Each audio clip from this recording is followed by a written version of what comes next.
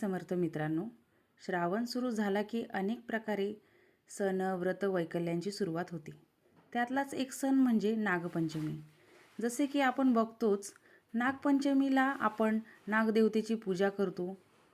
मी तुम्हाला आज या पूजेचे वेगळेच महत्त्व समजून सांगणार आहे. जसे की गुरु माऊली सांगतात, आपण नागपंचमीच्या दिवशी नागदेवतेची पूजा करतो. नागदेवतेला दूध लाह्या वाहतो, आघाड्याची माळ घालतो, दुर्वा वाहतो. आज आपण या पूजेचे एक प्रकार बघणार आहोत. नागपंचमी हा सण हिंदू संस्कृतीतील परम सण मानला जातो. नागपंचमीच्या दिवशी भावासाठी उपवास देखील केला जातो.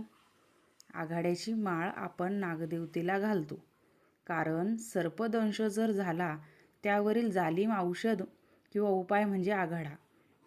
आघाड्याचा रस पिळून त्या जखमेवर लावला की विष त्वरित उतरते. नागिन हा आजार देखील आघाड्याचा रस घेतल्याने 12 तासात बरा होतो. दुर्वांचा रस पिल्यास पोटातील विकार बरे होतात. म्हणून नागपंचमी या सणाला फार महत्त्व आहे. मित्रांनो, नागपंचमीच्या दिवशी स्त्रिया नागाच्या वारुळाची पूजा करायला जातात. परंतु या काळात वारुळ बघायला मिळणे म्हणजे अशक्यच.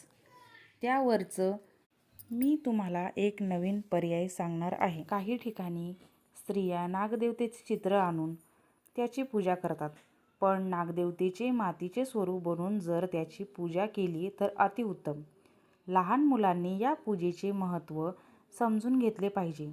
शाळेतील मुलामुलींनी जर या प्रकारे मातीच्या नागदेवताचे स्वरूप बनवून जर नागपंचमीपासून तर श्रावण संपेपर्यंत दररोज या प्रतिमेची पूजा अर्चना केली तर त्यांच्या अभ्यासात व ज्ञानात चालना मिळते. श्रावण संपल्यावर या प्रतिमेचे विसर्जन करावे. नक्की करून बघा व मला कमेंटमध्ये कळवा. आपणास माझी माहिती आवडल्यास माझ्या चॅनलला लाईक व सबस्क्राईब करायला विसरू नका. Thank you so much.